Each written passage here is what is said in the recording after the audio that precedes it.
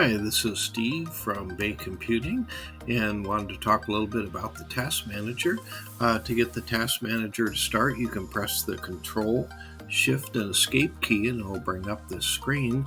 This is sometimes helpful when your computer becomes unresponsive.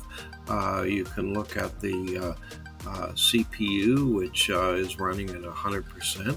So the idea is if you had any of these running 100% and your computer is unresponsive, you could call into the help desk, and sometimes that's helpful depending if it's the CPU or if the memory is sitting at 100%.